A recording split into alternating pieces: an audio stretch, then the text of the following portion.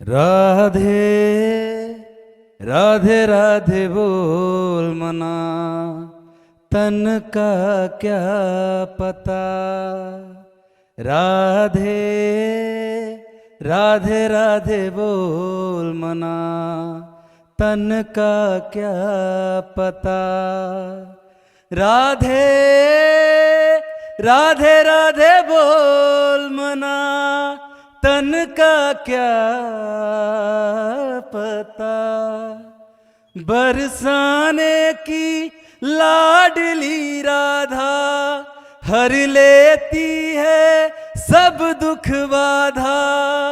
राधा के संग झूमे कान्हा, कान्हा के संग झूमी सखियां। ये अंबर बोले राधा, ब्रजमंडल बोले राधा। कान्हा की मुरली बोले राधा, राधा राधा बस राधा। बहुत सुंदर, बहुत सुंदर। राधे राधे। धन्यवाद, धन्यवाद, धन्यवाद।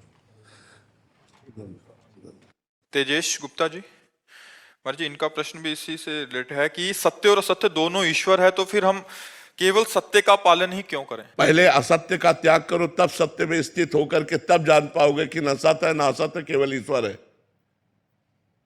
पहले सत्य का पालन करो। ब्रह्म सत्यम जगन मिथ्या।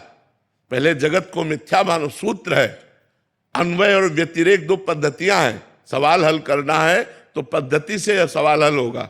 जो गणित का सूत्र है उसी से तो हल होगा। तो ऐसे ही अगर बहुत समुद्र में हम फंस गए हैं, अज्ञान में फंस गए हैं, तो इससे निवृत्त होने के लिए हमें दो पार्ट रखने पड़ेंगे।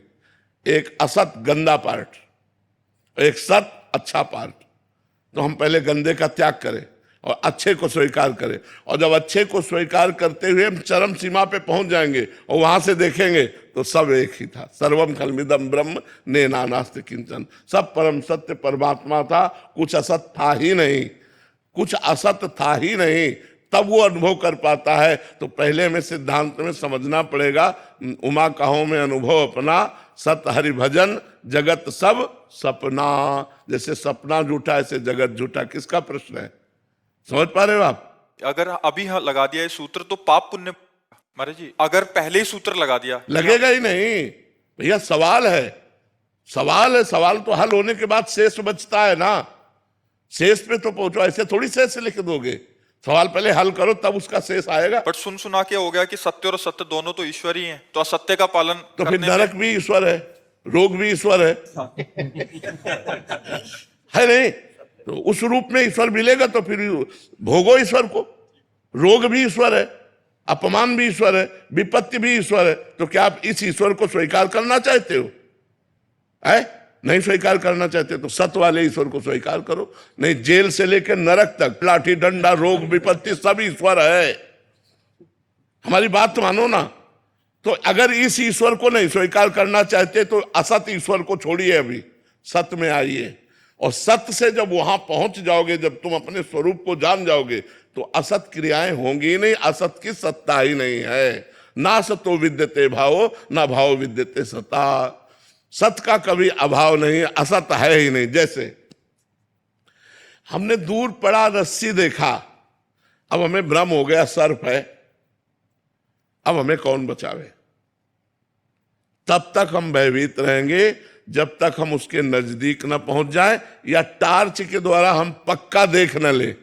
टार्च के द्वारा पक्का प्रकाश मारा और अरे यार ये तो रस्सी है, सारा भ्रम खत्म हो गया ना। तो टार्च का प्रकाश है ज्ञान, नजदीक पहुंचना है भक्ति, उपासना, उपासन। नजदीक पहुंचे तो देखा अरे यार रस्सी है, पूरा भय खत्म हो गया। डरते डरते गए पर जब नजदीक देखा तो सारा डर खत्म हो गया, क्योंकि वो सांप नहीं था, वो रस्सी ही थी। ऐसे ही जगत नहीं है, ब्रह्म ही है। पर तब जब नजदीक पहुंच जाए, अभी नजदीक नहीं है, अभी जगत के नजदीक है, शरीर आदि भोग आदि के नजदीक है। हमें सिद्धांत से चलना होगा, तभी हम निर्णय कर पाएंगे। अगर सिद्धांत से नहीं चलेंगे तो भोगना पड़ेगा। फिर आपको लगेगा ईश्वर आनंद में है, फिर यहाँ आनंद क्या है? तो दुख ही दुख है। बताओ कहाँ आनंद है? तो ये दुख में संसार का त्याग करके जब हम परमात्मा का अनन्य भाव से वर्ण करते हैं, स्मरण करते हैं, तब ये जगत भी भगवत स्वरूप ही है ऐसा